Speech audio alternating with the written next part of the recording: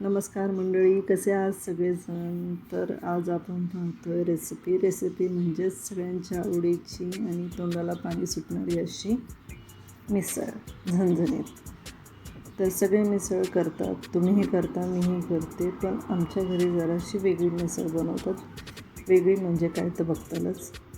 सगळ्यात आधी पातेलं घेतलेलं आहे, त्यामध्ये मटकी घेतली. त्याच्यानंतर आपलं 5-6 बटाटे पण घेतले, ते अर्धे कापून घेतले. त्यानंतर कुकरमध्ये पाणी टाकून त्यामध्ये मटकी ठेवली. मटकीमध्ये कच्ची मटकी मोड आलेली, त्यामध्ये हळद आणि मीठ टाकलं आणि पाणी टाकलं हवं तसं.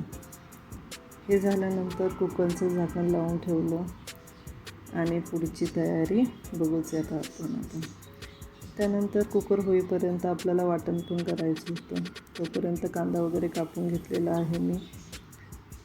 तर मग मोठा जाडसर कांदा कापला आणि त्यानंतर मग एक टोमॅटो पण कापला. टोमॅटो कापून झाल्यानंतर कांदा तव्यात भाजतच होता. टोमॅटो पण मी भाजून घेतला. जरासा काळा पूर्ण करायचा नाही, जरासा लालसरच भाजायचं आहे.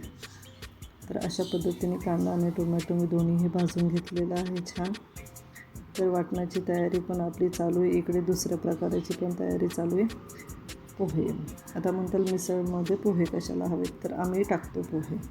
तर पोहे धुवून घेतले, भिजायला ठेवलेले आहेत. तोपर्यंत कुकर पण आपला होतो आहे. हे वाटण थंड झालं तोपर्यंत आपण कांदा, टोमॅटो, आलं, लसूण आणि कोथिंबीर हे वाटून घ्यायचं. मग तोपर्यंत कुकर झालेला आहे. मग कुकर झाल्यानंतर मटकी आपण काढून घेतलेली आहे. ही सुकी मटकी आपण थोडी ठेवणार आहे आणि थोडी रशासाठी वापरणार आहे. बटाटे पण उकडून झालेले आहेत, थोडे जास्तच उकडलेत बटाटे, तर ते पण आपण थंड करायला ठेवूयात आता. तर हे पोहे, बटाटे आणि आपलं हे वाटणमध्ये पुन्हा एकदा सांगते.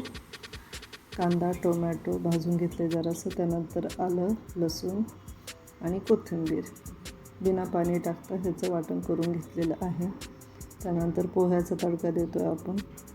कढईमध्ये तेल टाकलं, जिरं मोहरी टाकलं आणि कढीपत्ता टाकला, हळद टाकली आणि हे पोहे आपण नुसते परतून घेतो. जस्ट आपण मिठाचे पोहे. तर हे सगळं मी एकाच कढईत करते आता. हे पोहे आपले मीठ टाकून परतून झालेले आहेत.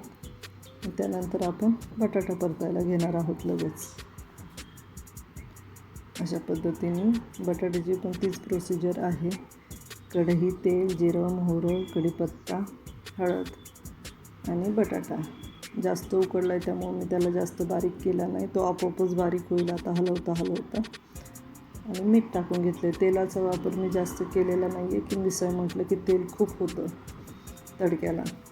अशा पद्धतीने हे आपण फक्त वाटण करून घेतलं बिना पाण्याचं. तर आता मिसळची रेसिपी. सगळ्यात आधी तेल त्याच कढईत घेतलेलं आहे. त्यामध्ये थोडीशी मिरची पावडर टाकली कलरसाठी. तेलात टाकल्यावर जास्त कलर येतो म्हणून.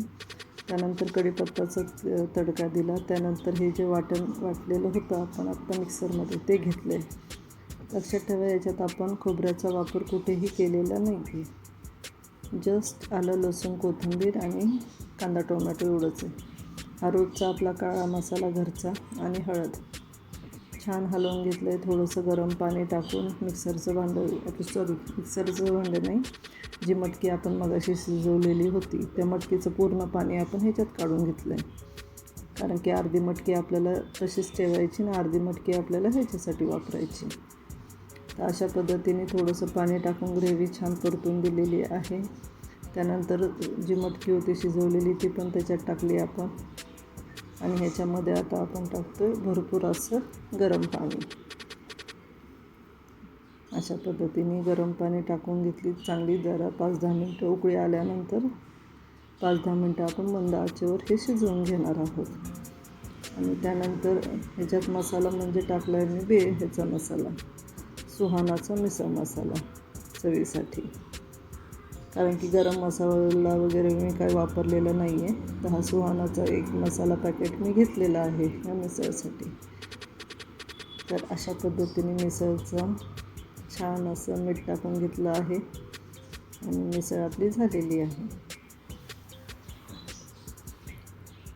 पोहे, बटाटा, मिसळ, कांदा, लिंबू आणि कोथिंबीर. सगळ्यात आधी पोहे घेतले, त्यानंतर त्यावर बटाटा ठेवलेला आहे छान असा.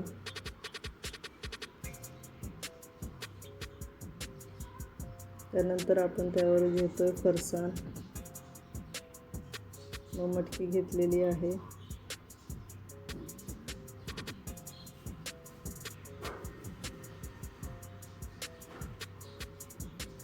रस्सा, कांदा, कोथिंबीर आणि लिंबू.